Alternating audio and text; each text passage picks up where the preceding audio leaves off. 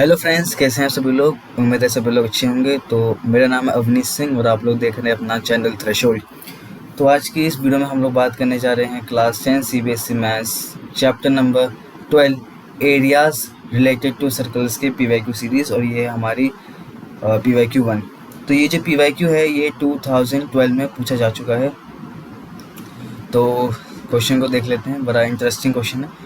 तो क्वेश्चन हमें बता रहा है, if the area of a circle is equal to the sum of areas of two circles of diameters 10 centimetre and 24 centimetre, then calculate the diameter of the largest circle. इसका मतलब कि हमारे पास एक बिग सर्कल है जिसका कुछ radius और कुछ डायमीटर होगा। तो क्वेश्चन हमसे कह रहा है कि इस बिग सर्कल है ना, ये बिग सर्कल है का जो एरिया है ये इक्वल होगा सम ऑफ टू स्मॉल सर्कल्स के, है ना।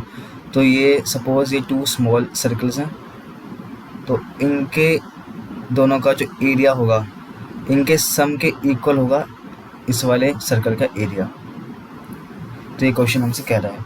तो इसका जो हमें रेडियस गिवन है, सॉरी डायमीटर गिवन है, तो डायमीटर है इसका 10 सेंटीमीटर एक सर्कल का, है ना। दो स्मॉल सर्कल हैं तो एक सर्कल का जो डायमीटर है वो हमारा 10 सेंटीमीटर, और दूसरे सर्कल का जो हमारा डायमीटर है वो है हमारा 24 सेंटीमीटर। तो हमें बताना है कि ये जो लार्जर सर्कल है, जो बिगर सर्कल है, इसका डायमीटर कितना होगा। तो इसका हमसे डायमीटर पूछा गया है। तो चलिए अब सोल्यूशन की तरफ बढ़ते हैं। तो सोल्यूशन निकालते ही मैं सबसे पहले, क्योंकि एरिया की बात की जा रही है तो मैं इसका एरिया लिखूंगा। तो एरिया ऑफ सर्कल सबको पता होगा, तो सभी को पता है area of circle is equal to pi are square. अब यहाँ पे एरिया ऑफ सर्कल नहीं, मैं एरिया ऑफ लिखूंगा बिगर सर्कल, ठीक है, जो होगा bigger area of circle, bigger circle. क्यों? क्योंकि मुझे क्या करना है, मुझे बिगर सर्कल का जो एरिया है मुझे इक्वेट करना है दो स्मॉल सर्कल के एरिया के। तो मैं इसका कुछ एरिया पहले मान लेता हूँ जो कि पाई आर के फॉर्म में है। तो आर जो है वो मैं लिख देता हूँ कैपिटल, क्योंकि ये बिगर सर्कल है, इससे मैंने इसको कैपिटल लिख दिया। आप चाहें तो स्मॉल भी मान सकते हैं, लेकिन जनरली हम बिगर सर्कल का एरिया कैपिटल आर ही मानते हैं। तो अब मैं लिखूँगा एरिया ऑफ स्मॉल सर्कल्स। तो area of small circles, area of small circles. तो दो स्मॉल सर्कल्स हैं, मैं उनका एरिया जो है वो पाई आर के फॉर्म में लिख लेता हूँ। तो पाई, अब एक मैंने आर को मान लिया है R1 और दूसरा मैंने मान लिया है R2। दूसरे सर्कल का रेडियस मैंने मान लिया है R2। तो ये मेरा ऐसे बन जाएगा कि पाई R1 square plus pi R2 square. अब मुझे क्या करना है, मुझे इन दोनों को इक्वेट करना है। तो मैं लिखूँगा now according to question pi r square is equal to pi r1 square plus में pi r2 स्क्वायर। ये तो हमें क्वेश्चन में गिवन था कि जो हमारा लार्जर सर्कल है, जो बिगर सर्कल है, उनका जो एरिया है, उसका जो एरिया है वो इक्वल होगा टू स्मॉल सर्कल्स के। तो अब नेक्स्ट स्टेप में हमने क्या किया है, हमने इस पाई को, इन दोनों पाई को हमने कॉमन निकाल लिया क्योंकि ये सेम है। तो मैंने क्या किया, pi are square is equal to, pi को निकाल लिया मैंने कॉमन, और ये R1 स्क्वायर प्लस में R2 का स्क्वायर। अब जैसे ही मैंने कॉमन निकाला तो मुझे दिख रहा है कि ये पाई और ये पाई आपस में कैंसिल, तो ये हो जाएगा R square is equal to R1 square plus में R2 का स्क्वायर।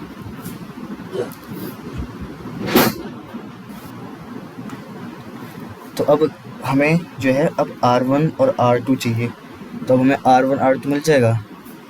पर ये तो हमें पता ही नहीं है, पर हम पता लगा लेंगे कैसे, कि हमें डायमीटर गिवन है। देखो, एक सर्कल का डायमीटर है 10 और एक का है 24। तो रेडियस कितना होता है, डायमीटर का आधा ही तो होता है, तो इसका आधा का कर दो। तो मैंने मान लिया कि ये मेरा है R1 जो कि है मेरा 5 सेंटीमीटर, क्योंकि डायमीटर है इसका 10 सेंटीमीटर, और ये है मेरा R2 जो है मेरा 12 सेंटीमीटर, इसका डायमीटर है 24 सेंटीमीटर। अब यहाँ पे मैं R1 R2 की वैल्यू 5 और 12 रख दूंगा, देखना 5 और 12 रख दूंगा, तो यहाँ पे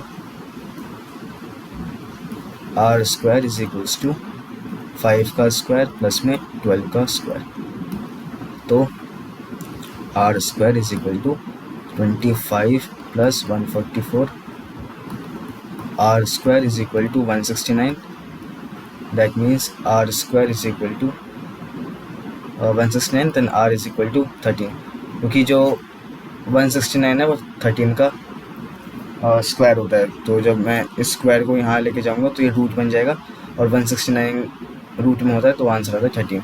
तो ये R जो हमारा रेडियस है बिगर सर्कल का वो आ गया हमारा 13 सेंटीमीटर, क्या आ गया 13 सेंटीमीटर। लेकिन हमें पूछा गया था डायमीटर, तो डायमीटर निकाल लेंगे। अब एक बार रेडियस पता लग गया तो डायमीटर निकल ही जाएगा ना। डायमीटर कितना होता है रेडियस का डबल, तो diameter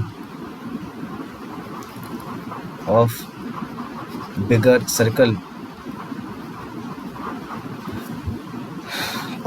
circle is equal to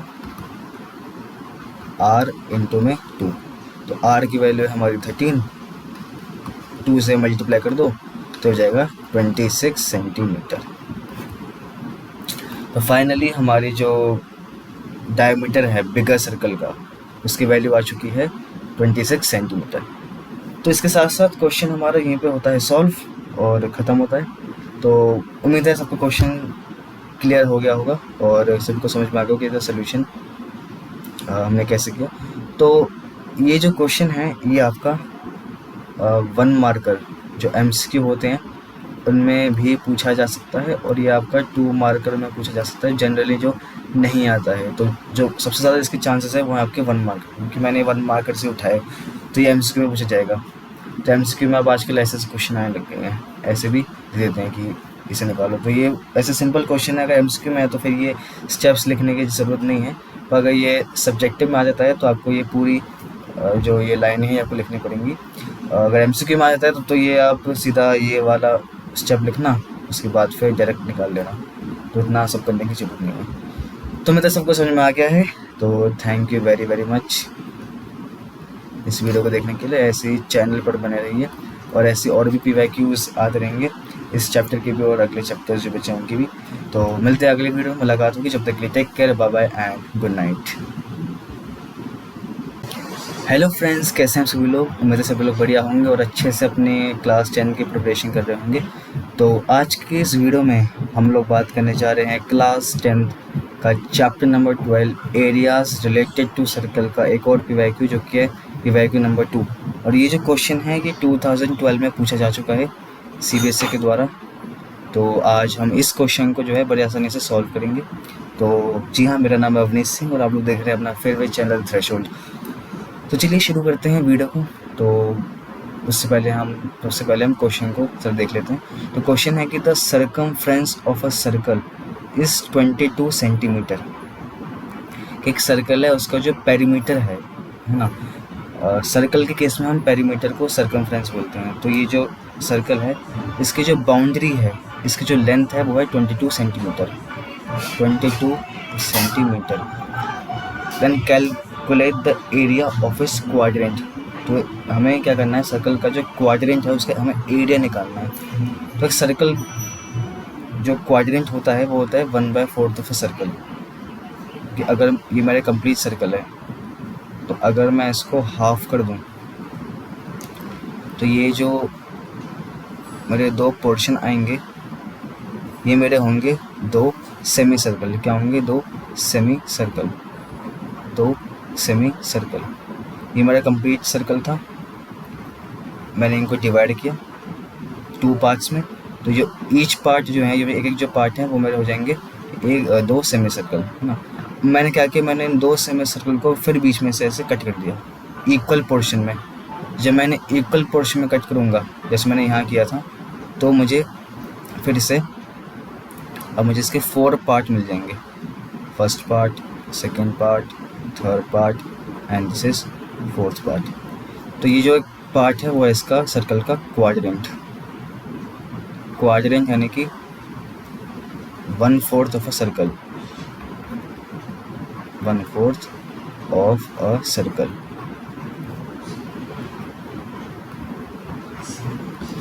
जैसे कि यहाँ आप देख सकते हैं ये एक सर्कल है, मैंने इसको 4 इक्वल पार्ट में डिवाइड कर दिया।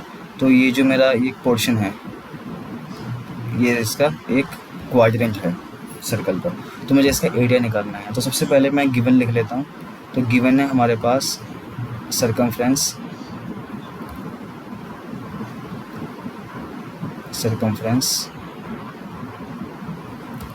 जो कि मेरा होता है दिया हुआ है 22 सेंटीमीटर।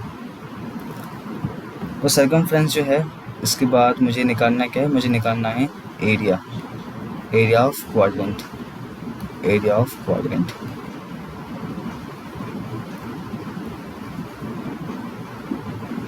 तो जो मेरा जो क्वाड्रेंट का जो एरिया है वो होगा 1/4 ऑफ अ सर्कल।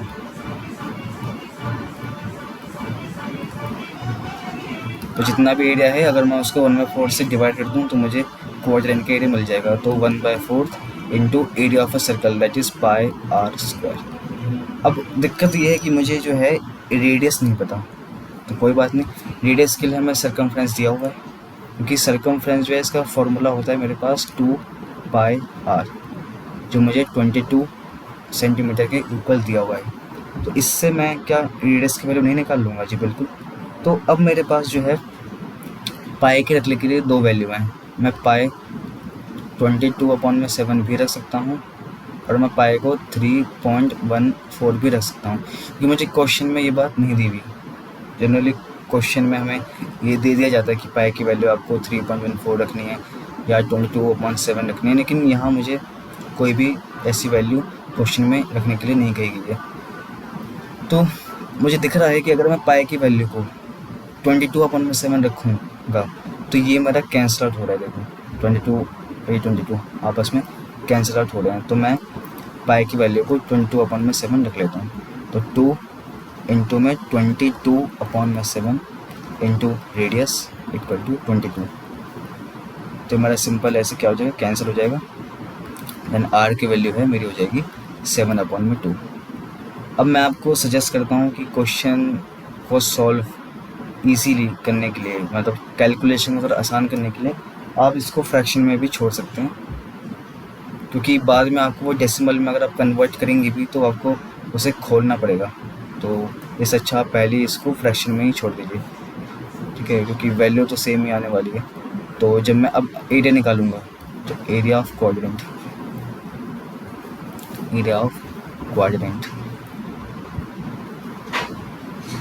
वो था मेरा 1/4 πr²।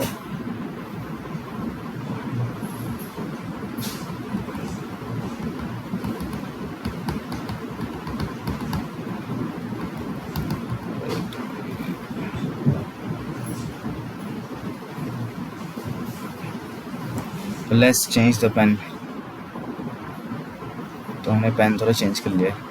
तो area of quadrant is equal to 1/4 πr²। तो यहाँ पे 1/4 पाई की वैल्यू में अगेन 22/7 ही रखना चाहूँगा एंड रेडियस इज 7/2 इंटू 7/2 कि r² है इसलिए।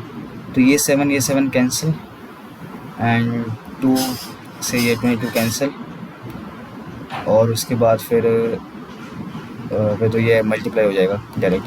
तो ये हो जाएगा मेरा 77/8। तो या तो अब इसको इस फॉर्म में छोड़ दीजिए या तो डेसिमल में छोड़ना है, डेसिमल भी आप छोड़ सकते हैं। तो कन्वर्ट करना पड़ेगा हमें सबसे पहले। तो कन्वर्ट करते हैं। तो कन्वर्शन के लिए 77/8 देन 8 9 72, ये 5.0, 8 6 48 होते हैं। तो यहाँ 2 बचेगा एंड ये 2। तो अप्रोक्स मेरी वैल्यू जो आ रही है डेसिमल में वो आ रही है 9.62 सेंटीमीटर स्क्वायर, क्वाड्रेंट का जो एरिया है, ठीक है। तो ध्यान दीजिएगा एरिया निकालना है क्वाड्रेंट का। तो ये बात कभी कभार 1/4 से मल्टीप्लाई करना हम भूल जाते हैं, तो ये नहीं छोड़ना कि क्वेश्चन में हमें क्वाड्रेंट पूछा गया। तो एक साथ से हमने क्वेश्चन जो है वो कंप्लीट कर लिया है, और ये क्वेश्चन है आप लोगों का करीब 2 मार्कर में पूछा जा सकता है, या कभी कभार आपको ये 1 मार्कर में भी पूछा जा सकता है MCQ में। तो आजकल जैसे MCQ आ रहे हैं वो इस टाइप के आ रहे हैं कि आपको थोड़ा कैलकुलेशन करनी पड़ेगी। तो वैसे तो बहुत छोटा क्वेश्चन है, अगर एमसीक्यू पे आता है तो जल्दी से बन जाएगा, वो तो समझाने में थोड़ा टाइम लग गया, वरना आधे मिनट में भी आप इसे सॉल्व कर सकते थे। तो इसी के साथ साथ एंड करते हैं इस वीडियो को, and thank you very much. तो इसके साथ साथ आप लोग हमारे चैनल में बने रहिए, और हम आप लोगों के लिए और भी क्वेश्चन लाते रहेंगे इस चैप्टर के भी और अगले आने वाले चैप्टर्स के लिए भी। तो बहुत मज़ा आने वाला है। तो मिलते हैं अगली वीडियो में, जब तक के लिए bye bye, take care and good night. Hello friends, कैसे हैं आप सभी लोग? तो मेरे सभी लोग बढ़िया होंगे और अच्छे से क्लास 10 की प्रिपरेशन कर रहे होंगे। तो आज की इस वीडियो में हम लोग बात करने जा रहे हैं class 10 CBSE maths chapter number 12 areas related to circles का एक और पीवाईक्यू, और ये पीवाईक्यू है 2013 में पूछा जा चुका है। तो जी हाँ, मेरा नाम है अवनीश सिंह और आप लोग देख रहे हैं अपना फेवरेट चैनल थ्रेशोल्ड। तो ये जो क्वेश्चन है ये एक इम्पॉर्टेंट क्वेश्चन के कैटेगरी में आता है, और आज हम इस टाइप के क्वेश्चन को भी देख लेते हैं। तो क्वेश्चन है कि the length of the minute hand of a clock is 14 centimetre. एक क्लॉक है, उसकी मिनट हैंड की जो लेंथ है वह 14 सेंटीमीटर। तो हमें पता लगाना है कि find the area swept by the minute hand in 5 minutes, कि 5 मिनट्स के जो ड्यूरेशन है उसमें कितना एरिया मिनट हैंड ने कवर किया है। तो सबसे पहले हम एक क्लॉक बना लेंगे। तो suppose this is a clock. तो अगर ये क्लॉक है तो क्लॉक कुछ ऐसी ही दिखती है ना। तो मान लीजिए मेरा जो मिनट हैंड है वो अभी है 12 पर, और ये मिनट हैंड क्रॉस करते करते करते करते ये 5 मिनट्स के अंदर यहाँ पहुँच गई है। ठीक है, तो हमें बताना है कि इतना एरिया कितना होगा, कि 5 मिनट्स की ड्यूरेशन में हमें एरिया पूछा था।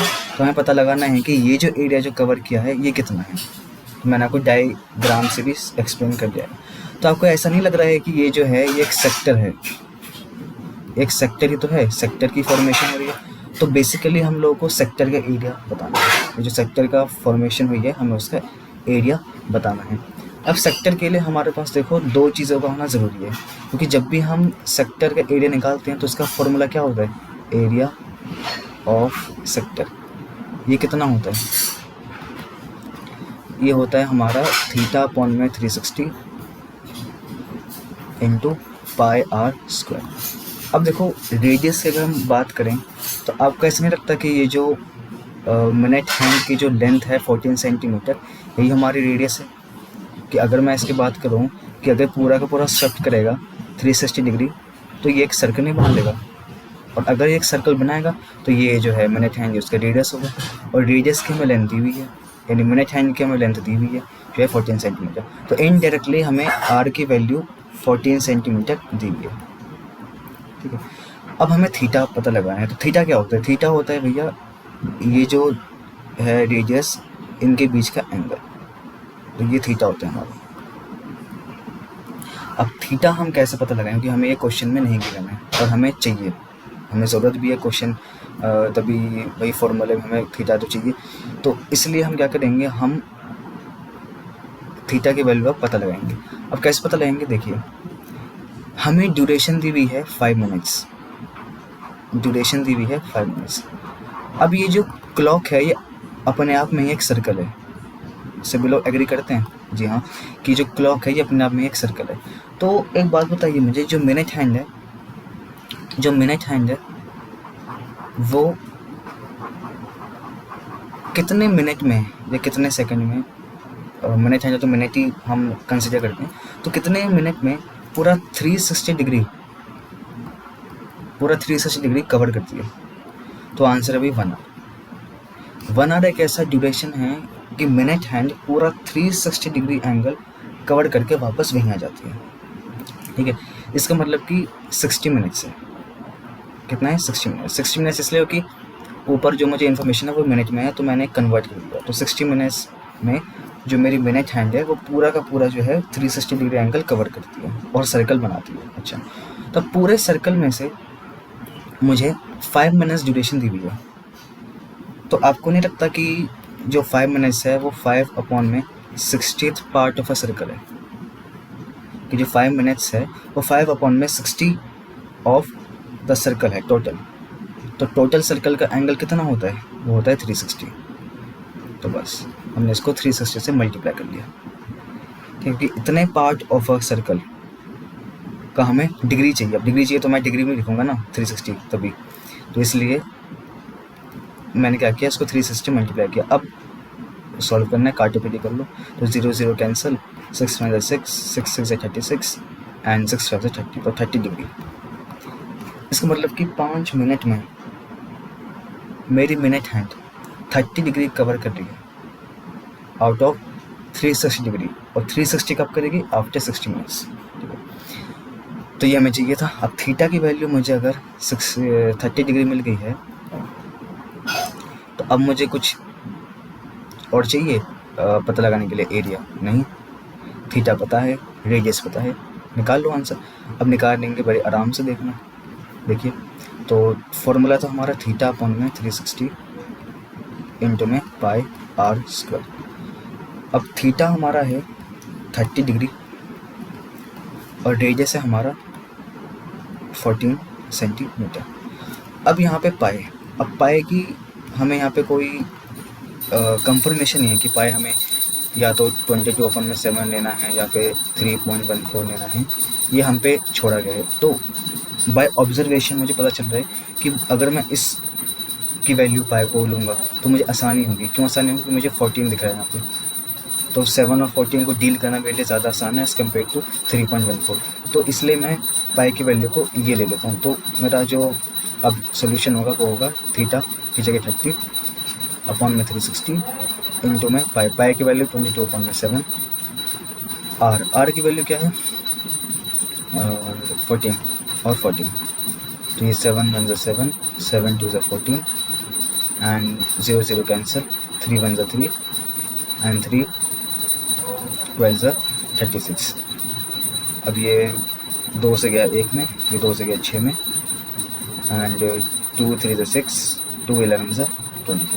तो ये जो मेरा आंसर है ये है 11 इंटू 14 अपॉन में 3। अब मल्टीप्लाई कर देते हैं 14 और 11 को, तो 144 111, ये 144 111, तो ये 154 आ रहा है।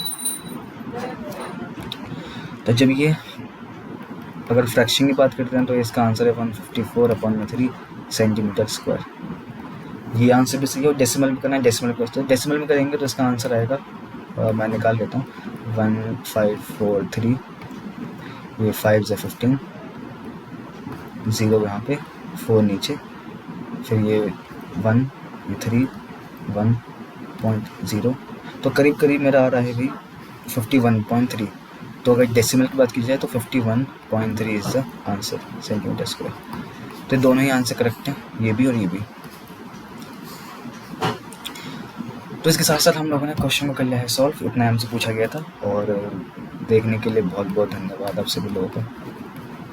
तो इस तरीके से हमारे साथ चैनल बने रहिए, और भी PYQs हम लोग आपके लिए लाते रहेंगे, इस चैप्टर के भी साथ साथ जो आगे बचे हुए चैप्टर उनके भी, और जो हो गए उनके लिए भी। तो ये जो क्वेश्चन है ये आपका लगभग 2 मार्कर में या 3 मार्कर में पूछा जा सकता है, depending upon the level of the paper. अगर पेपर आसान है तो 3 मार्कर, पेपर को अगर लेंथी बनाने की कोशिश की गई या टफ बनाने की कोशिश की गई तो उस हालात में 2 नंबर भी आएगा। और कभी कभार ऐसा होता है या देखा गया है कि ये ऐसा टाइप के क्वेश्चन MCQ में भी आते हैं, तो मैं MCQ भी लिख देता हूँ। अब क्या करें, घबराने की ज़रूरत तो वैसे है नहीं, आते हैं तो आते हैं, क्या कर सकते हैं। तो ठीक है, साथ साथ ख़त्म करते हैं इस वीडियो को, मिलते हैं अगले वीडियो में। जब तक के लिए take care, bye bye and good night. Hello friends, कैसे हैं आप सभी लोग? उम्मीद है सभी लोग बढ़िया होंगे और क्लास 10 की प्रिपरेशन अच्छी तरीके से कर रहे होंगे। तो आज के इस वीडियो में हम लोग बात करने जा रहे हैं क्लास 10 CBSE मैथ्स का chapter number 12 areas related to circles का एक और PYQ जो कि 2014 में पूछा जा चुका है। और आज हम इस क्वेश्चन को, जो कि इम्पॉर्टेंट टाइप ऑफ क्वेश्चन में से एक है, इसको सॉल्व करने जाएंगे। तो उससे पहले मैं बता दूं, मेरा नाम अवनीश सिंह और आप लोग देख रहे हैं अपने चैनल थ्रेशोल्ड। चलिए क्वेश्चन की ओर बढ़ते हैं। तो क्वेश्चन कह रहा है कि एक फिगर है, इसमें एक स्क्वायर है COAB जो कि इंस्क्राइब्ड है, जो कि अंदर है किसके, एक क्वाड्रेंट के, जो है OPBQOK। तो हमें बताना है कि अगर OA 20 सेंटीमीटर है तो फिर इस शेडेड एरिया जो शेडेड रीजन है उसका एरिया कितना होगा, हमें ये बताना है। तो बहुत ही सिंपल है। तो सबसे पहले हमें पता है कि एरिया ऑफ शेडेड रीजन कितना होगा। तो ये तो बहुत सिंपल दिख रहा है कि क्वाड्रेंट माइनस स्क्वायर का एरिया, ये तो है कि देखिए क्वाड्रेंट है O Q B P O, उसमें से अगर मैं स्क्वायर के एरिया को माइनस कर दूँ ओ सी बी ए तो मुझे शेडेड पोर्शन मिल जाएगा जी बिल्कुल। तो एरिया ऑफ शेडेड रीजन मेरा हो जाएगा एरिया ऑफ क्वाड्रेंट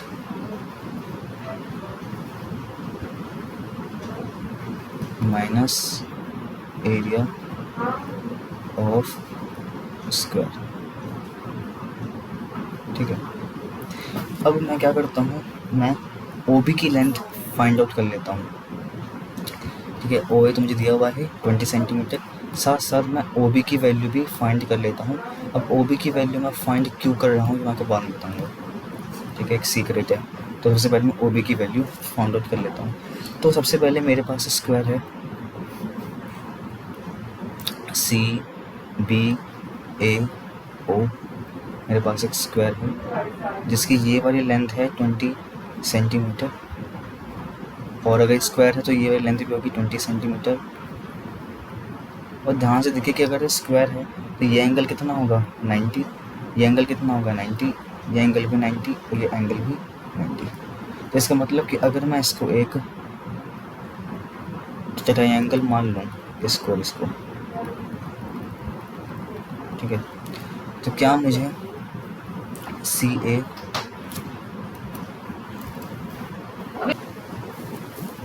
तो मुझे CA एक मिनट, हाँ, तो मुझे CA या फिर CB की लेंथ कोई भी मान लीजिए, क्योंकि CA CB दोनों इक्वल हैं, क्योंकि डायगोनल इक्वल होते हैं स्क्वायर के, वो मुझे मिल जाएगी।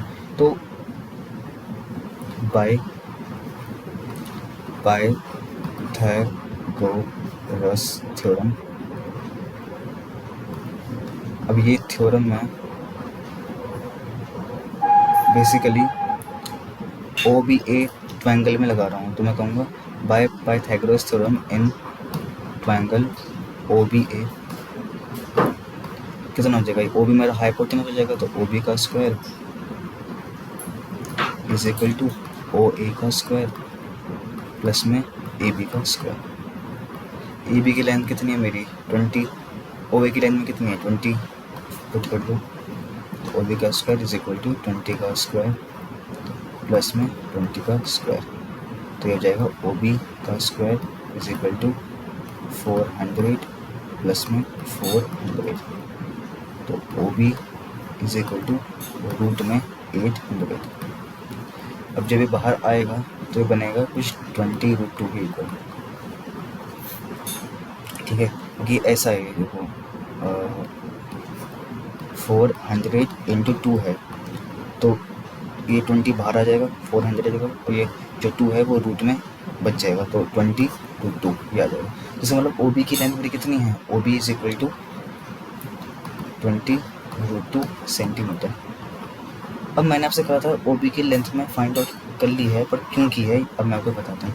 तो OB जो है आप ध्यान से ऑब्जर्व करें, अगर ये मेरा 90 डिग्री है, ठीक है, अगर ये मेरा 90, ठीक है, क्योंकि क्वाड्रेंट है।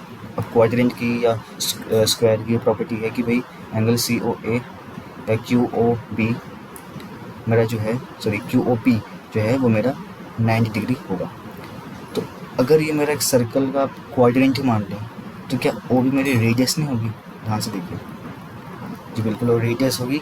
तो मैंने इसलिए फाउंड आउट किया ताकि मैं क्वाड्रेंट का एरिया पता लगा सकूं कि क्वाड्रेंट यानी कि सेक्टर, ये मुझे एक सेक्टर जैसा लग रहा है, इस सेक्टर का एरिया होता है θ/360πr²। तो हमें रेडियस की ज़रूरत पड़ती है। तो सबसे पहले मैं निकालता हूँ क्वाड्रेंट का एरिया, उसके बाद मैं निकालूंगा स्क्वायर का एरिया, वो दोनों को माइनस कर दूँगा। तो एरिया ऑफ क्वाड्रेंट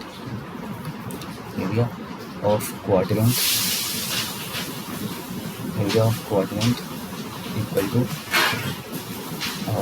तो ये कितना हो गया, या सेक्टर भी इसे कह सकते हैं आप। कि ध्यान से देखिए, तो एक सेक्टर है जिसका जो एंगल है वो 90 डिग्री है, तो थीटा अपॉन में 360 इंटू पाई आर स्क्वायर, है ना। सेक्टर जैसे लग रहा है, देखिए एक सेक्टर है क्यू ओ पी डी, एक सेक्टर है जिसका एंगल 90 डिग्री है, ठीक है, बीच का एंगल 90 डिग्री है। तो थीटा की वैल्यू हो जाएगी 90, 360 इंटू पाई की वैल्यू मैं मुझे दी भी है कि 3.14 यूज़ करनी है, तो मैं 3.14 यूज़ करूँगा। तो 3.14 आर का स्क्वायर यानी 20√2 इंटू 20√2, ठीक है।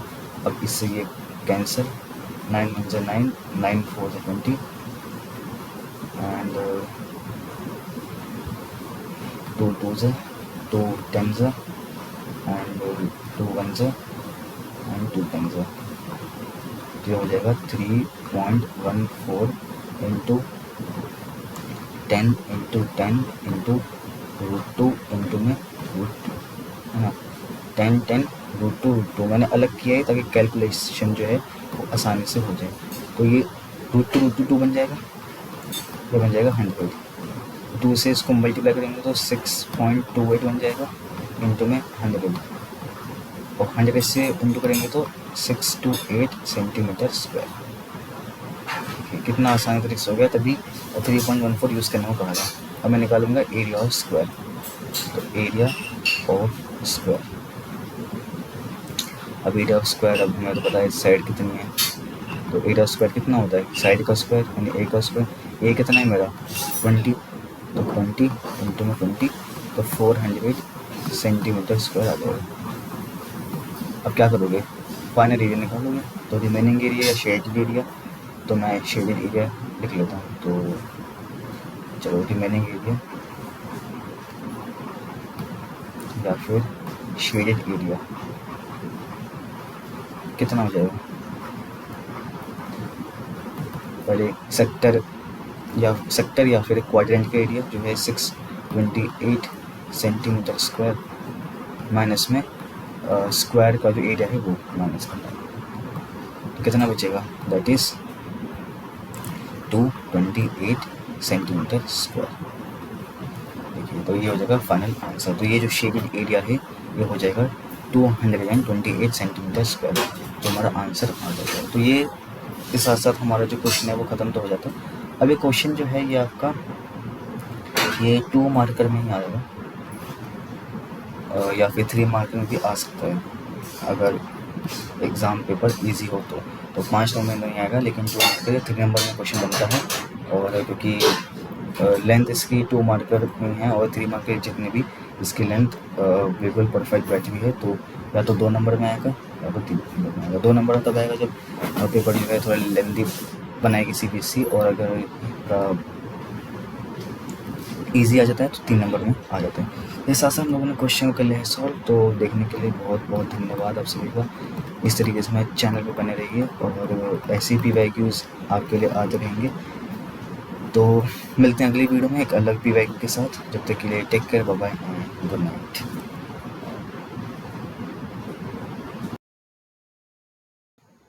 हेलो फ्रेंड्स, कैसे हैं आप सभी लोग। तो मेरे सभी लोग बढ़िया होंगे और अच्छे से अपने क्लास 10th की प्रिपरेशन कर रहे होंगे एकदम मस्त तरीके से। तो शुरू करने से पहले बता देता हूँ कि मेरा नाम है अवनीश सिंह और आप लोग देख रहे हैं अपना ही चैनल थ्रेशोल्ड। तो आज की इस वीडियो में मैं लेके आया हूँ आप लोगों के लिए क्लास 10 CBSE मैथ्स का chapter number 12 areas related to circles का एक और PYQ। और ये MCQ टाइप PYQ है, यानी 1 मार्कर का क्वेश्चन है और 2025 इस साल बोर्ड में पूछा जा चुका है, तो बहुत ही इंपॉर्टेंट क्वेश्चन ये हो जाता है। तो क्वेश्चन में पूछा गया है कि if a sector of a circle has an area of 40 pi square units and the central angle of 72 degree, the radius of the circle is. तो हमें एक तो सेंट्रल एंगल यानी सेक्टर का एंगल बताया गया है और एरिया बताया गया है सेक्टर का, और हमसे उसका रेडियस पूछा गया है। तो इसी हिंट से कि भाई एरिया की बात की गई है और एरिया गिवन है ना, और उसका एंगल गिवन है सेक्टर का, और फिर हमसे रेडियस पूछा गया है, तो यही समझ में आ जाता है कि कहीं ना कहीं सेक्टर का एरिया का फॉर्मूला यूज़ होगा और उसी से मेरा रेडियस निकलेगा यानी आंसर निकलेगा। ठीक है, तो ये बात तो क्लियर होगी। ठीक है, तो जल्दी जल्दी से मैं डायग्राम बना लेता हूँ। तो डायग्राम कैसे बनाऊंगा, ये सेंटर है सर्कल का, यहाँ से पहला रेडियस यहाँ से दूसरा रेडियस और यहाँ पे एक आर्क। ऐसे होता है ना सेक्टर, है ना? ऐसा तो नहीं होता कहीं, ये तो नहीं होता सेक्टर। कौन सा सेक्टर है बताइए, ये सेक्टर है या ये सेक्टर है? आंसर है ये सेक्टर है ना? ये सेक्टर है, ये थीटा है, और ये थीटा हमें क्वेश्चन में 72 डिग्री गिवन है। ये जो होता है ये सेगमेंट होता है ना? ये एडिशन बता देता हूँ, ये सेगमेंट होता है, यानी किसी भी हम अगर सर्कल पे कोई रैंडम कॉर्ड अगर हम बना दें और वो जो है उस सर्कल को 2 पार्ट में डिवाइड कर देती है वो कॉर्ड, तो उस पार्ट को हम कहते हैं सेक्टर, सॉरी सेगमेंट। तो ये हो गया हमारा माइनर सेगमेंट, क्योंकि ये छोटा है, ये हो गया मेजर सेगमेंट। ठीक है, तो इतना बताना था। तो ऐसे ही ये हमारा पूरा सर्कल है ऐसे ही कंप्लीट। तो ये जो छोटा वाला हिस्सा है ये हमारा माइनर सेक्टर, ये हमारा मेजर सेक्टर। ठीक है, तो ये तो बाद की बात है, तो बाद में करेंगे। तो क्वेश्चन हमसे अभी पूछा गया है रेडियस। तो सबसे पहले क्योंकि एरिया मुझे गिवन है और मुझे वहीं से हिंट मिल रहा है कि कहीं ना कहीं सेक्टर के एरिया से मुझे आंसर मिलेगा, तो मैं लिख देता हूँ कि area of sector, area of sector. बस यही है और कुछ नहीं पूछता सीबीएसई एमसीक्यू में, घुमाने की कोशिश करता है बस कहीं ना कहीं। तो घुमावा तो शायद क्वेश्चन वैसे भी नहीं है। तो area of sector is equal to theta upon में 360 इंटू में पाई आर स्क्वायर। अबे थीटा क्या है? थीटा हमारा यही है, ये जो है ना ये हिस्सा, ये देखिए ये हमारा थीटा है जो हमें 72 डिग्री अभी गिवन है इस सिचुएशन में, है ना? तो अलग अलग हो सकती हैं, तो हर बार 72 डिग्री प्लीज़ पुट मत कर देना, हाथ जोड़ की विनती है। सिचुएशन के हिसाब से, क्वेश्चन के हिसाब से एंगल बदल भी सकते हैं। ठीक है, तो एरिया है हमारा 40 पाई, यूनिट बाद में लगा लेंगे, और थीटा है हमारा 72 अपॉन में 360 इसलिए क्योंकि देखो ये जो थीटा है या ये जो एंगल है भाई, ये सर्कल का पूरा एंगल कितना होता है? That is 360। ठीक है, तो ये पूरा एंगल ये हो गया। अब पूरे में से इतना पार्ट ये तो हमें चाहिए, है ना? तो यानी कि इतना पार्ट हमने ले लिया है पूरे सर्कल में से, और क्या लगाएंगे इसका? एरिया से मल्टीप्लाई करेंगे, क्योंकि एरिया से, तो ये जो एरिया तो है ये भी एरिया में आता है और ये भी एरिया में आता है ना? तो हमने क्या किया है, हमने इतना एरिया जो है वो हमने ले लिया है पूरे सर्कल के एरिया में से। तो हम कैसे नापेंगे? एंगल से तो नापेंगे, और जैसे जैसे एंगल बढ़ता जाएगा वैसे वैसे ये भी बढ़ता जाएगा, है ना? जो सेक्टर है, तो सेक्टर को जो है उसकी कि कितना एरिया तक वो फैला है, उसको नापने का तरीका क्या है? वो थीटा ही तो है, और क्या है?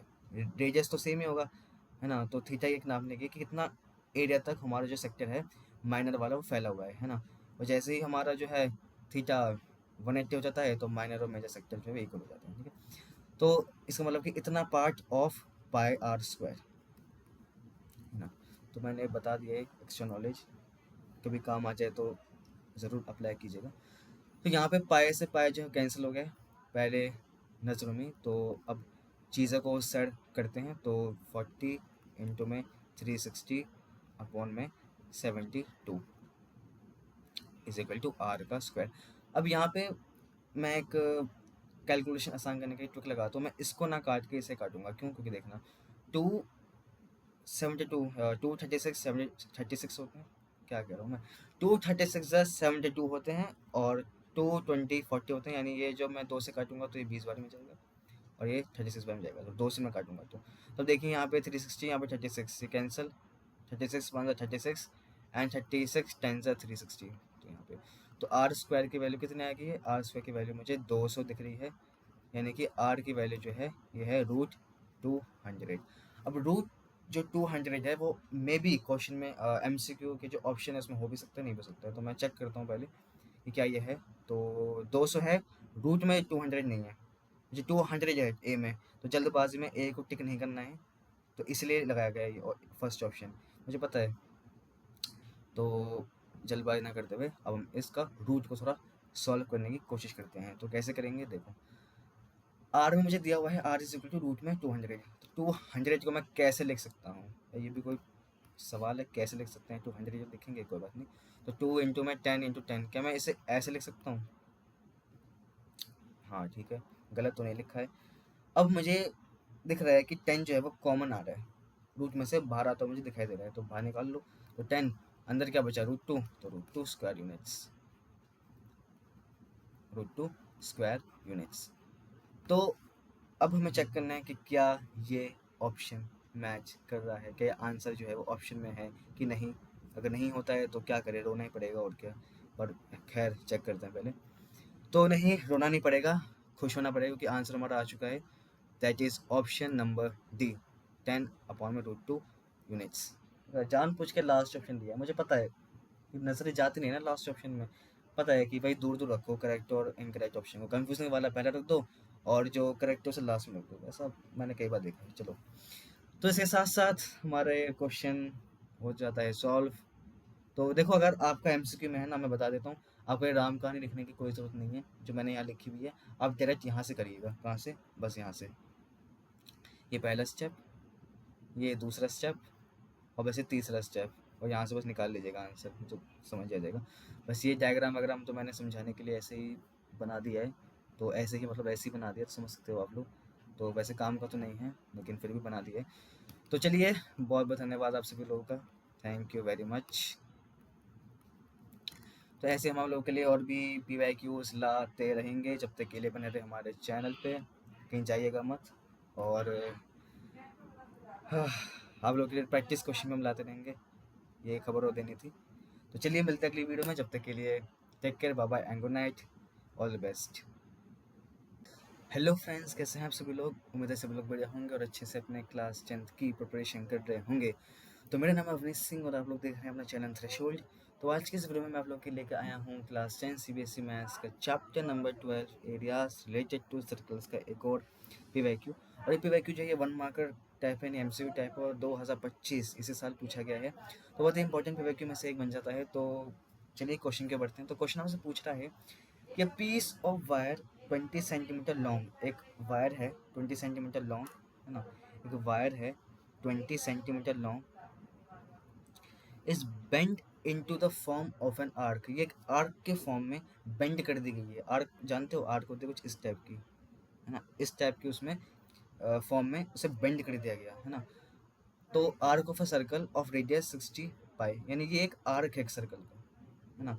यानी कि एक सर्कल है, एक सर्कल है, तो हाँ एक सर्कल है, और इस सर्कल का ये जो है ये आर्क है ना, इतना ये आर्क है। आर्क कितना होता है?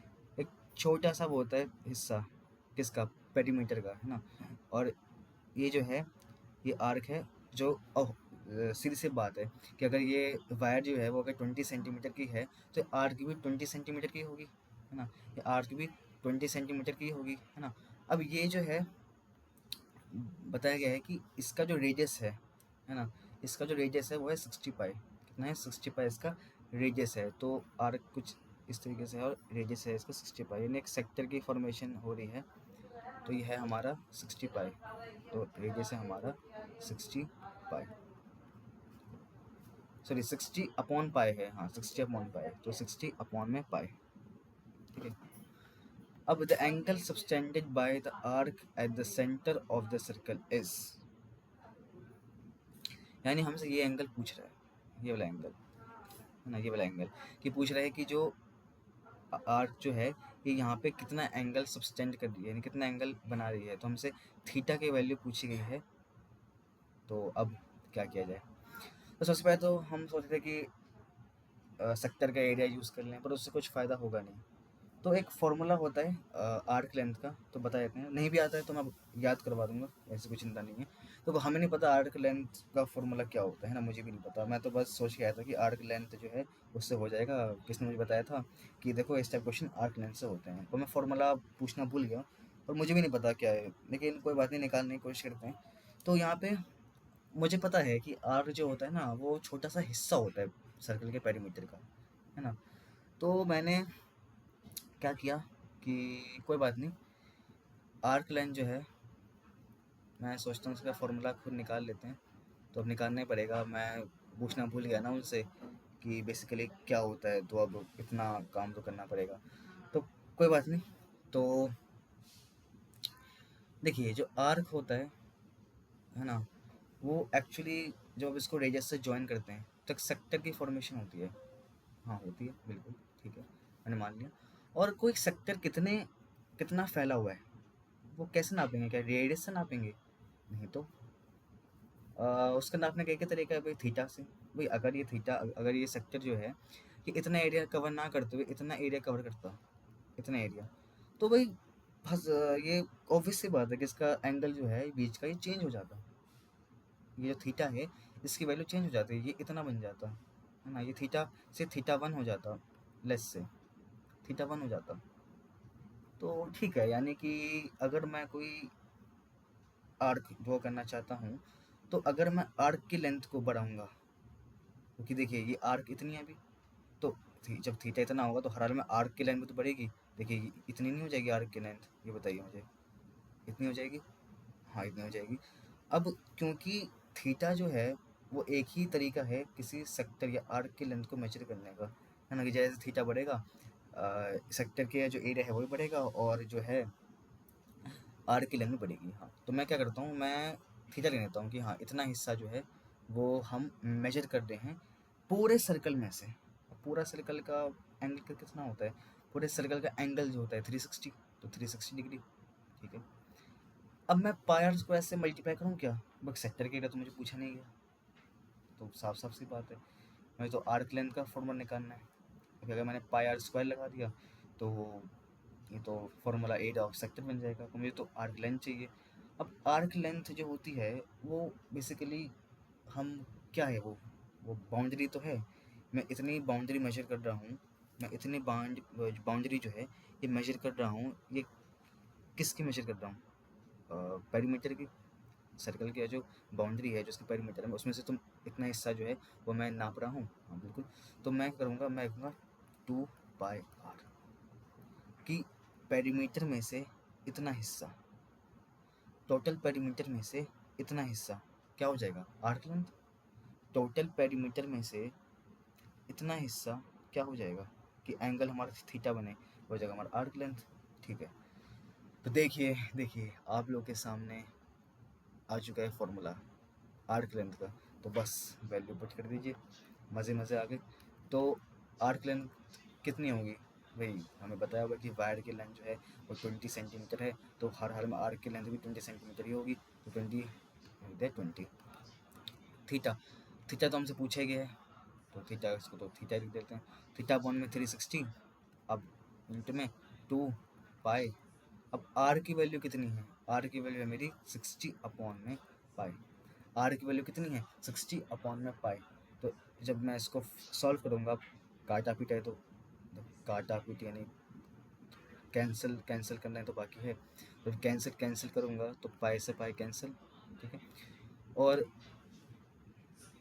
फिर क्या करना है, बस ये 0 से 0 कैंसिल, 6 1 ज़ा 6, 6 6 ज़ा 36, 2 1 ज़ा 2 एंड 2 3 ज़ा 6। तो जब मैं इस तरीके से लेके जाऊँगा तो थीटा की वैल्यू मेरी बन जाएगी 60 डिग्री। थीटा की वैल्यू कितनी बन जाएगी मेरी? 60 डिग्री।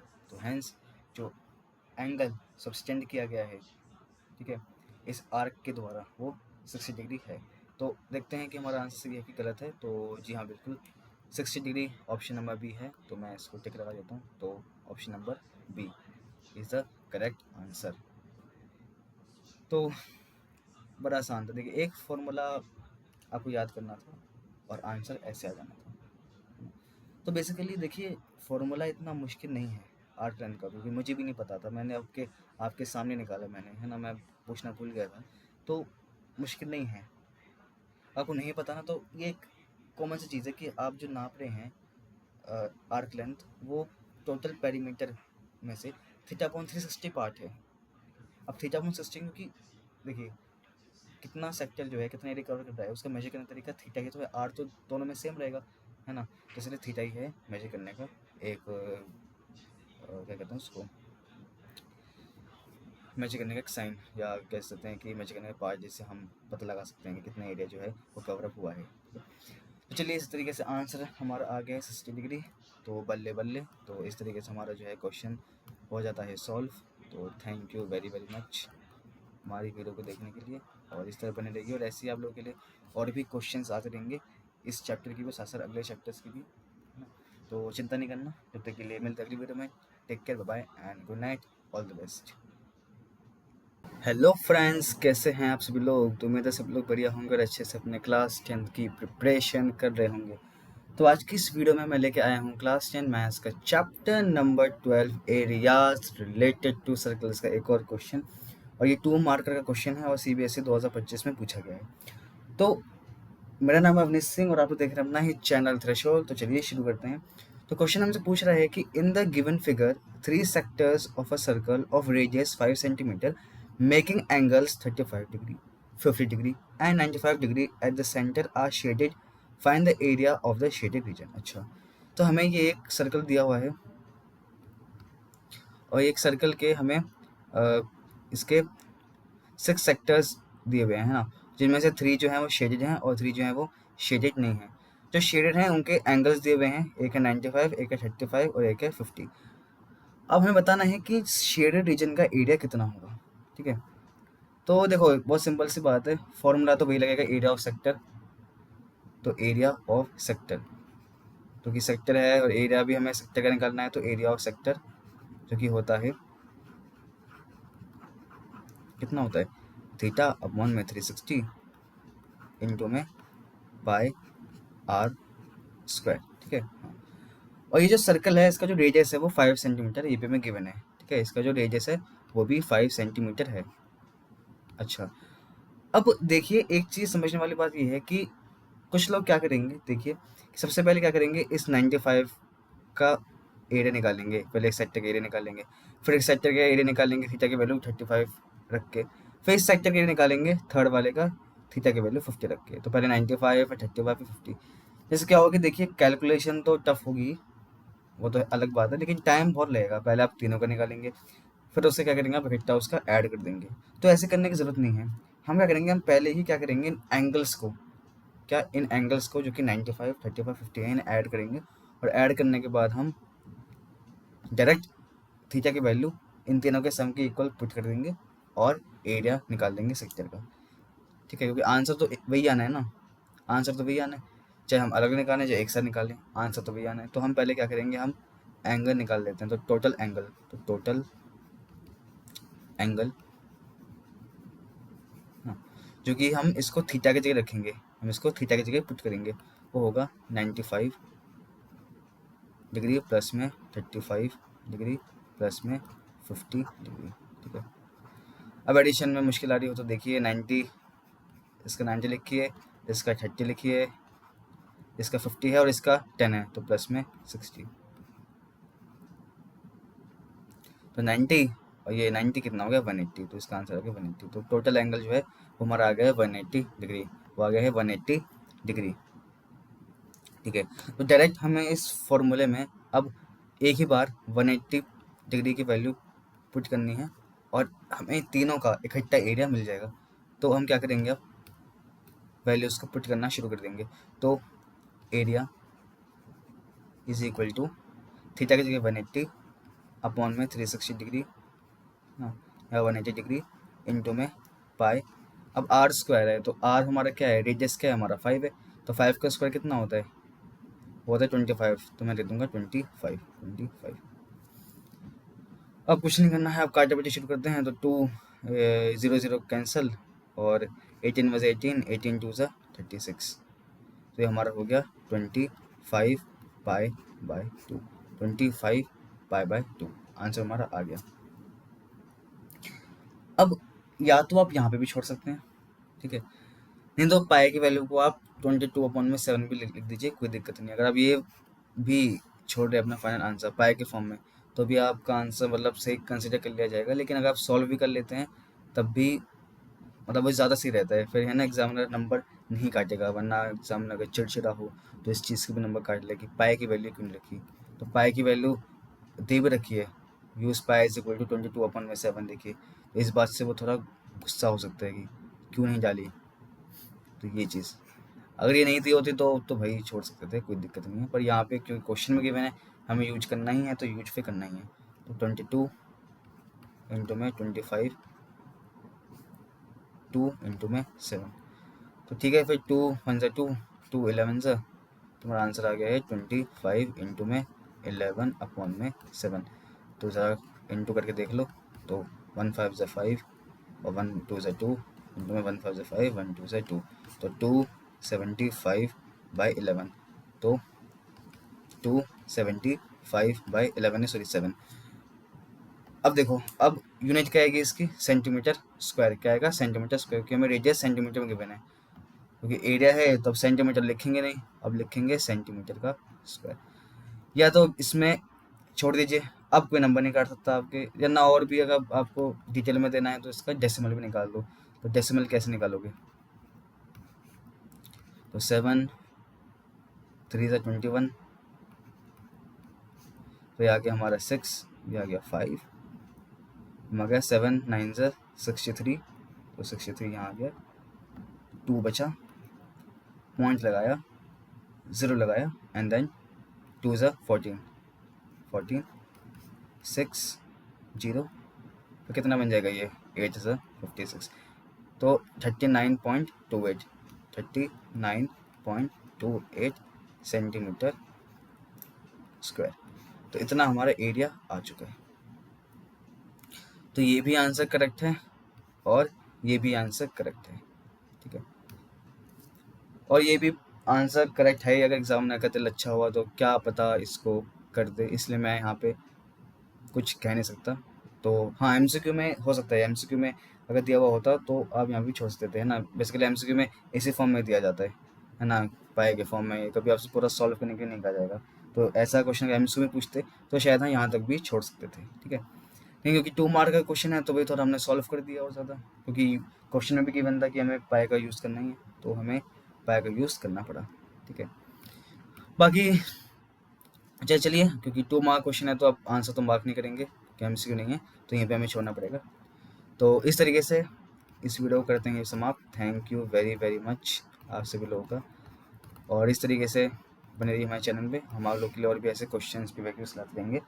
और ठीक है, मिलते हैं अगली वीडियो में, जब तक take care, bye bye, good night. अगले क्वेश्चन के साथ all the very best. Friends, कैसे हैं आप सभी लोग, तो मेरे सभी लोग बढ़िया होंगे, अच्छे से अपने क्लास 10 की प्रिपरेशन कर रहे होंगे। तो सबसे पहले happy teachers day to all, सभी को टीचर्स डे की बहुत बहुत शुभकामनाएं। तो चलिए, तो आज की वीडियो में हम लेके आए हैं क्लास 10 सीबीएसई मैथ्स का chapter number 12 areas related to circles का एक क्वेश्चन। और ये जो क्वेश्चन है ये एक पीवाईक्यू है, और 2025 में सीबीएसई 2025 में पूछा जा चुका है, और ये 1 मार्कर यानी कि एमसीक्यू टाइप का क्वेश्चन है। तो चलिए देखते हैं क्वेश्चन हमसे क्या पूछ रहा है। तो उससे पहले बता दें कि मेरा नाम है अवनीश सिंह और आप लोग देख रहे हैं अपने चैनल थ्रेशोल्ड। तो चलिए क्वेश्चन को देखते हैं। तो क्वेश्चन हमसे पूछ रहा है कि the area of a sector of a circle of radius 36 centimetre is 54 pi centimetre square, then the length of the corresponding arc of the sector is. तो हमसे पूछा जा रहा है कि एक सर्कल का एक सेक्टर है ना, जिसका रेडियस है 36 सेंटीमीटर और एरिया है 54 पाई सेंटीमीटर स्क्वायर। तो हमें बताना है कि लेंथ ऑफ द आर्क, है ना, ऑफ द सेक्टर, यानी आर्क ऑफ द सेक्टर हमें बताना है, length of the corresponding arc of the sector, तो हमें ये बताना है। तो इसके लिए हमारे पास कुछ फॉर्मूले हैं जिनका हम प्रयोग करके इस क्वेश्चन को सॉल्व करेंगे। तो सबसे पहले हमें यहाँ पे क्वेश्चन में पता हुआ है 2 चीज़ों के बारे में। तो पहला बात हुई गई है एरिया ऑफ सेक्टर की, ठीक है, किसकी बात हुई है, एरिया ऑफ सेक्टर की। तो ऐसे कीवर्ड्स हमें पकड़ने हैं क्वेश्चन में। तो पहला कीवर्ड क्या है हमारा, हाँ, पहला कीवर्ड है हमारा एरिया ऑफ सेक्टर, और दूसरा है हमारा length of the arc of the sector. तो हमें इन्हीं से रिलेटेड कुछ फॉर्मूले जो हमें दिए गए हैं, जो एनसीईआरटी मैंने छोड़ गई थी, हमें उनको यहाँ लिख लेने हैं। तो सबसे पहले फॉर्मूला हमारा होता है area of a sector. Sector सबको पता है ना क्या होता है, वो पिज़्ज़ा का स्लाइस टाइप कुछ होता है, सबको पता ही होगा। अब पिज़्ज़ा का स्लाइस सबको पता है कैसा होता है ना, जब पिज़्ज़ा को ऐसे काट देते हैं 6 हिस्सों में, 8 हिस्सों में, तो उसका जो एक स्लाइस होता है उसी को हम सेक्टर बोलते हैं। बेसिकली दिखता वैसा ही है, मतलब कुछ इस टाइप का दिखता है सेक्टर, है ना। ऐसे तो पिज़्ज़ा भी होता है हमारा, ये ऐसा होता है, यहाँ कुछ जो भी आप डालते हैं ये, तो इसी प्रकार के हम फिगर को सेक्टर कहते हैं। तो इसी का जो एरिया है उसका फॉर्मूला होता है, अब सेक्टर सबको पता है, पिज़्ज़ा सबको पता है, लेकिन फॉर्मूला सबको नहीं पता होना चाहिए। जो होता है हमारा थीटा अपॉन में 360 इंटू में पाई आर स्क्वायर। आर हमारा यहाँ पे है रेडियस ऑफ द सेक्टर, ठीक है। तो बेसिकली ये हमारा होता है सेंटर सर्कल का, और ये हमारा होता है रेडियस, ये भी रेडियस होता है और ये भी रेडियस होता है। और ये जो पार्ट है, ये कर्व जो पार्ट आपको दिखाई दे रहा है, ये होता है हमारा लेंथ ऑफ द आर्क। तो बेसिकली आपसे यही पूछा गया है। तो आपको रेडियस दिया है सेक्टर का, आपको एरिया दिया है सेक्टर का, और आपसे लेंथ पूछी गई है। लेकिन इन चीज़ों को फाइंड आउट करने में, जो लेंथ है सेक्टर का, उसे फाइंड आउट करने में हमें एक चीज़ और चाहिए है जो आपको नहीं पता, क्वेश्चन में आपको नहीं बताया, वो है एंगल ऑफ द सेक्टर। तो बेसिकली ये जो आपको दिख रहा है ना, इन दोनों रेडियस के बीच का जो एंगल है, इन्हीं को हम बोलते हैं थीटा। थीटा मतलब कोई भी एंगल। यही एंगल हमें चाहिए होता है लेंथ निकालने के लिए, और ये हमें सेक्टर का एरिया निकालने के भी यूज़ होता है। तो इसलिए ये कॉमन जो है ना, कॉमन इसलिए दिया हुआ है। तो क्योंकि थीटा जो है ये हमें एरिया ऑफ सेक्टर निकालने के लिए भी यूज़ होता है, और साथ साथ लेंथ ऑफ द आर्क निकालने के लिए भी यूज़ होता है। तो इसलिए ये दोनों फॉर्मूले को मर्ज कर दिए गए हैं और आपके सामने प्रकट कर दिए गए हैं। तो इन्हीं मर्जिंग खेलते हुए हम इसको सॉल्व करेंगे। तो यहाँ से मैं थीटा की वैल्यू निकालना चाहता हूँ बेसिकली, इसलिए मैंने फॉर्मूला लिखा है। तो असली फॉर्मूला जो हमसे पूछा भी गया है, वो पूछा गया है लेंथ ऑफ द सेक्टर या आर्क, है ना, सेक्टर नहीं आर्क। तो length of the arc of the sector, length of the arc, ठीक है। इसका फॉर्मूला होता है हमारे पास थीटा अपॉन में 360। ये हिस्सा तो एकदम सेम है, ये होगा हमारा, बस चेंज क्या है यहाँ पे 2 पाई आर होगा। और 2 पाई आर भी क्यों लिखा है, देखो ये बाउंड्री तो है एक तरीके की। तो जो सर्कल की जो ये जो आर्क है, ये थीटा अपॉन में 360th पार्ट है ऑफ द पेरीमीटर या सर्कमफ्रेंस ऑफ द सर्कल। और ये जो सेक्टर का जो एरिया है, बेसिकली ये टोटल सर्कल के एरिया का थीटा अपॉन 360th पार्ट है। तो आई थिंक सबको क्लियर हो गया होगा। इसलिए हमने यहाँ पे पाई आर स्क्वायर लिखा है, क्योंकि हमें ये एरिया पूछा गया है इसलिए। और हमें यहाँ पे 2 पाई आर लिखा है हमने, क्योंकि यहाँ पे हमें सर्कमफ्रेंस कितना पार्ट पूछा गया था इसलिए। तो हमें यहाँ पे साफ साफ दिखाई दे रहा है कि हम इस फॉर्मूले में हमें एरिया ऑफ सेक्टर पुट करना है, साथ साथ हमें यहाँ पे रेडियस की वैल्यू पुट करनी है, पाई हमें पुट नहीं करना है, ठीक है। और हमें थीटा की वैल्यू मिल जाएगी, और ये तो कांस्टेंट है ही 360। तो बस पुट करके जैसे थीटा की वैल्यू यहाँ से आ जाएगी, तो इस थीटा की वैल्यू को हमें यहाँ पुट करना है, और हमें मिल जाएगी आर्क की लेंथ। तो हम करने भी यही जाएंगे, हम एक एक करके वैल्यूज़ को पुट कर देते हैं। तो एरिया ऑफ सेक्टर कितना था हमारे पास, तो मैं डायरेक्ट वैल्यू पुट कर देता हूँ। तो एरिया ऑफ सेक्टर था हमारे पास 54 पाई सेंटीमीटर क्यूब। तो यूनिट एक बार हम निगलेक्ट कर देते हैं, मतलब अभी के लिए कैलकुलेशन में निगलेक्ट कर सकते हो, फाइनल में आप लिख लेना, ठीक है। तो 54 पाई को लिखना मत भूलना कि ये एक मतलब नंबर है, यूनिट नहीं है। तो पाई को लिखना ज़रूरी है। तो 54 पाई इज इक्वल टू में तो एरिया हो गया। अब थीटा में नहीं गिवन है, तो थीटा में फाइंड आउट करना है, तो इसको थीटा ही रहने देते हैं, अपॉन में 360।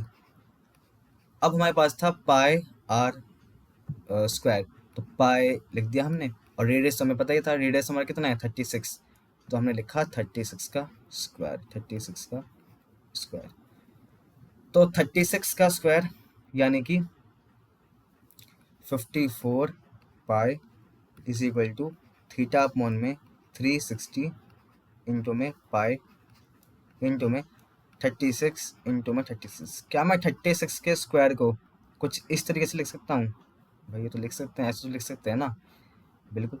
अब सबसे पहले पहली नज़रों में मुझे दिख रहा है भैया, जो सबसे पहले सभी लोग करेंगे भाई पाए से पाए काट दो। अब यहाँ मुझे दिख रहा है कि यहाँ 36 वंजा और 36 टेंजा, ये ऐसे कैंसिल आउट हो रहे हैं, तो मैंने इसको कैंसिल आउट कर दिया। बाकी क्या बचा मेरा बचा 54। अभी 10 को इधर भेज दो, तो इंटू में 10, और ये जो 1 है इसको इधर भेज दो नीचे, और 36 को भी उधर भेज दो, तो ये भी आ जाएगा यहाँ नीचे, इज इक्वल टू में थीटा। तो मुझे कुछ नहीं करना, मुझे बस वैल्यूज़ को काटना पीटना है, मतलब कैंसिल आउट करना है, मुझे आंसर मिल जाएगा। तो यहाँ पे इसको 2 से काटते हैं सबसे पहले। तो 2 18 ज़ा 36, 2 2 ज़ा 4, 2 7 ज़ा 14, and 3 6 are 18, 3 6 are 18, and 3 9 are 27. Now 3 2s are 6, and 3 3s are 9. Then 2 1s are 2, and 2 5s are 10. तो हमारे पास क्या बचा है? हमारे पास बचा है थीटा इज इक्वल टू में 3 इंटू में 5, that means theta is equal to में 15 डिग्री. डिग्री लगाना ज़रूरी है क्योंकि ये डिग्री में है, मतलब थीटा डिग्री में है ना, तो डिग्री लगाना ज़रूरी है. तो हमें थीटा की वैल्यू सक्सेसफुली 15 डिग्री मिल चुकी है, और इससे हमारा आधा क्वेश्चन जो है वो सॉल्व हो चुका है, और क्वेश्चन की सरदर्दी भी खत्म हो गई है. ठीक है, तो यहाँ पे जब मुझे थीटा की वैल्यू 15 डिग्री मिल चुकी है, तो मैं इस वैल्यू को अब इस फॉर्मूले में पुट करूँगा, और इजीली मेरा आंसर आ जाएगा. बस और क्या करना है, कुछ भी नहीं करना है. इतना सिंपल सवाल तो पूछती है CBSE. तो now length of the arc, length of the arc, length of the arc. देखो मैंने आपके लिए ना लिखा अलग पेन से है और काटा अलग पेन से है, ताकि समझ में आ जाए, इससे क्लैरिटी और बढ़ जाती है. तो प्लीज़ इसका फ़ायदा उठाना. इसका फ़ायदा लोग नहीं उठाते हैं, पर आप उठाएं. तो लेंथ ऑफ द आर्क का फॉर्मूला कितना होता था, मैंने बताया था ऊपर, वो होता था थीटा अपॉन में 360 डिग्री. अब कंफ्यूज हो गया तो कंफ्यूज होने की ज़रूरत नहीं है. आर्क की लेंथ पूछी गई है. आर्क की लेंथ क्या होती है? जैसे मेरा पूरा सर्कमफ्रेंस है, तो इतना पार्ट या कुछ ऐसा ही आर्क की लेंथ होती है. तो ये क्या है? सर्कमफ्रेंस का तो पार्ट है, तो बस theta by 360th part of the circumference. और सर्कमफ्रेंस का फॉर्मूला क्या होता है? 2πr. बस कुछ नहीं करना, इतना तो सिंपल है. अब जैसे मुझे ये फॉर्मूला मिल गया ना, मेरा क्वेश्चन रहा ही नहीं रहा. अब क्या करना है यार, पुट ही तो करना है, कर दो. तो थीटा की वैल्यू आई है 15 डिग्री. 15 पुट किया, नीचे 360 था तो 360 लिख दिया, इंटू में 2 पाए. पाए को मैं ऐसे लिख देता हूँ, ठीक है. और आपको अगर याद हो तो ऊपर जो हमारा आंसर है, जो ऑप्शन है, वो हमारे पाए पाए के टर्म्स में है. मतलब मुझे पहले हिंट मिल चुका है, मुझे पाए को छेड़ना नहीं है, है ना. अगर मैंने छेड़ दिया तो मेरा आंसर नहीं आएगा जो ऑप्शन में है. हालांकि सही होगा, बट ऑप्शन के साथ मैच नहीं करेगा. और रेडियस हमारा था 36. तो 36 वन 36, 36 10 ये हो गया, और 2 1 2, 2 5 10, 5 1 5, 5 3 15. तो आंसर आ गया हमारा 3 पाई सेंटीमीटर. ठीक है, सेंटीमीटर होगा क्योंकि लेंथ है, एरिया नहीं है. ठीक है, तो यूनिट का ध्यान रखिएगा. तो hence option number D is correct. बाकी सब बहरूपियाँ हैं, हटाओ इन्हें. तो I think now question is clear, और हमारा आंसर 3 पाई सेंटीमीटर आ चुके हैं सक्सेसफुली. तो आज की वीडियो में इतना ही. उम्मीद है आपको वीडियो पसंद आई होगी. देखने के लिए बहुत बहुत शुक्रिया. ऐसे हम आप लोगों के लिए और भी वीडियोस लाते रहेंगे, तो बने रहे हमारे चैनल पे. मुलाकात हो अगली वीडियो में अलग एक नए क्वेश्चन और कॉन्सेप्ट के साथ. जब तक take care, bye bye, good night, all the very best.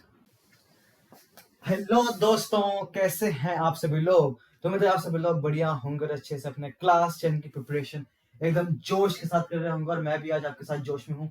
तो चलिए आज हम लोग यहाँ बात करने जा रहे हैं क्लास 10 CBSE मैथ्स का chapter number 12 areas related to circles का एक और क्वेश्चन.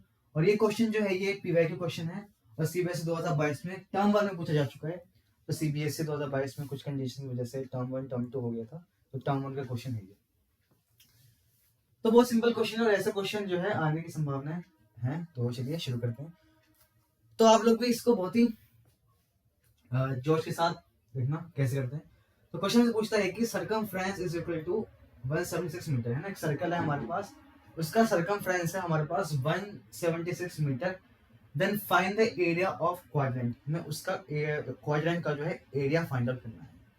हमें उस सर्कल के जो क्वाड्रेंट है उसका एरिया फाइंड आउट करना है. ठीक है, तो यहाँ पे पहले मैं सर्कल को बना लेता हूँ. तो सर्कल हमारा होगा कुछ ऐसा ना. ये शेप होती है सर्कल की, है ना.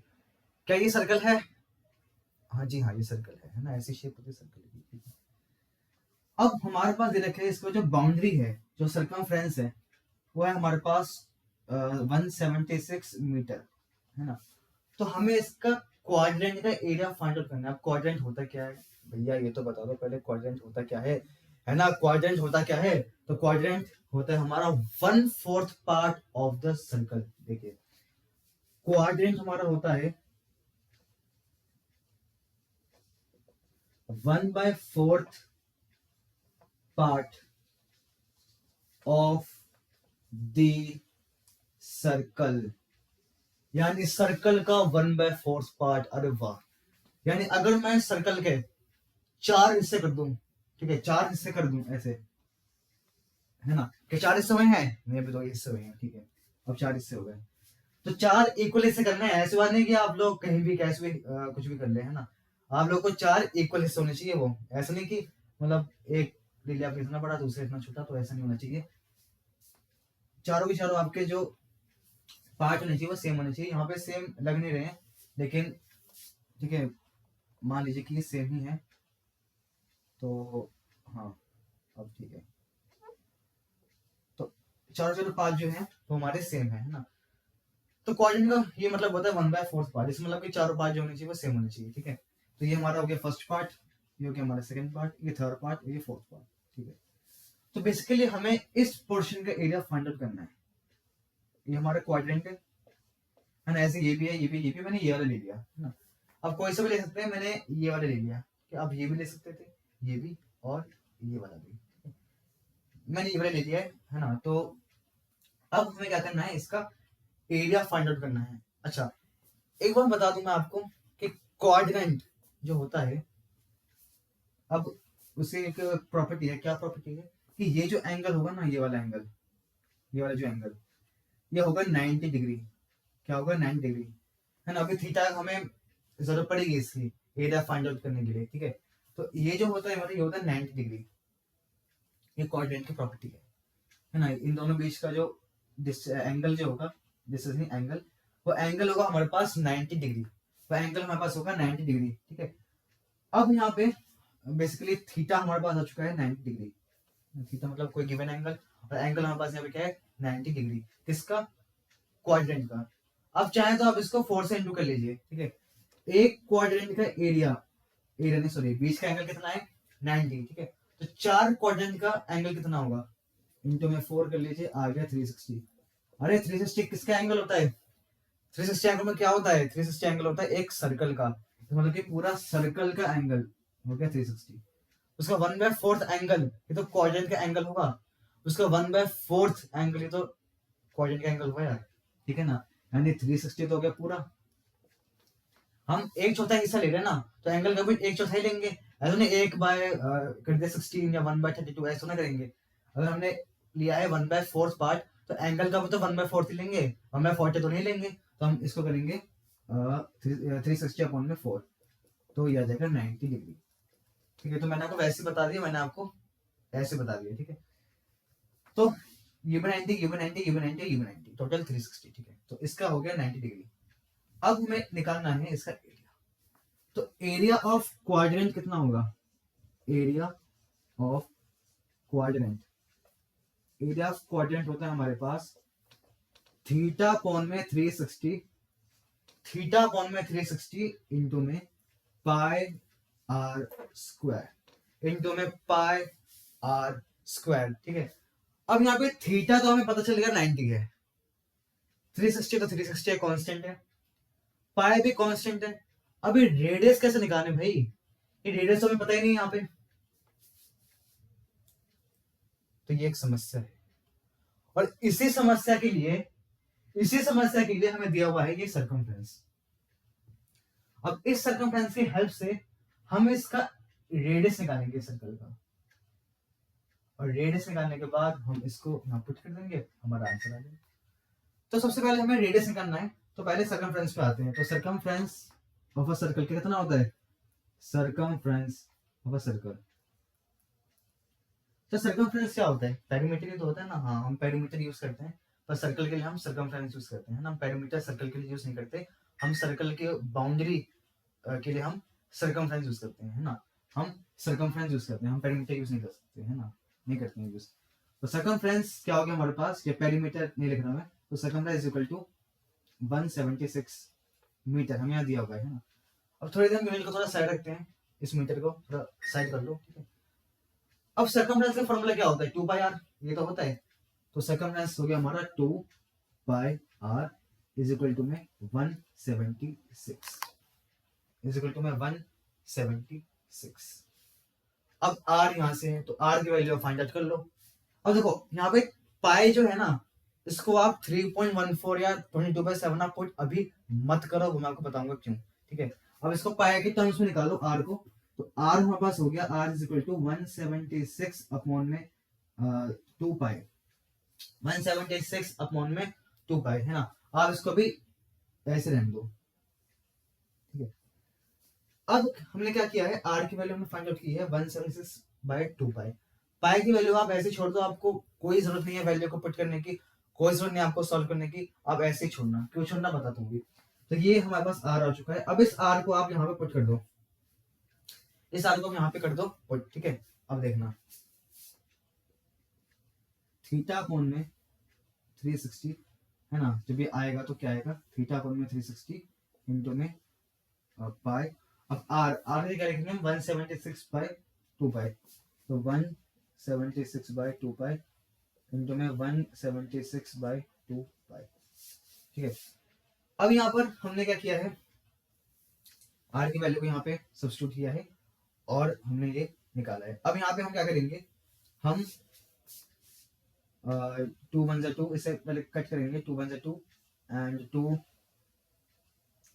8 16 एंड 2 8 16, 8 बार में कटाए है ना, 8 बार में कटाए, तो ऐसे ही ये भी 2 1 2, 2 8 176, इस पैसे ये पाई कैंसिल, इस पैसे पाई कैंसिल, और हाँ एक पाई कैंसिल नहीं हो पाएगा, तो थीटा हमारे पास है 90, तो 90 अपॉन में 360 इंटू में 88,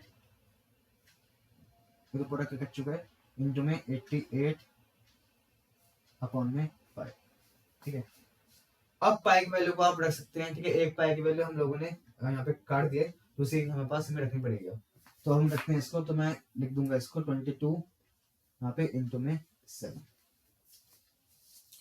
अब देखिए 2 11 22 एंड 2 44 88, 11 1 11, 11 4 44, 11 1 11, 11 4 44, ऐसे 0 0 कैंसिल, 9 1 9 एंड 9 4 36, 9 4 36, ऐसे ही 4 1 4 एंड 4 1 4 कट चुके हैं। तो हमारे पास जो फाइनल बचा है वो बचा है हमारे पास 88 इंटू में 7। क्या बचा है, 88 इंटू में 7, 88 इंटू में 7। अब इंटू कर दीजिए, आपका आंसर आ जाएगा, देखते हैं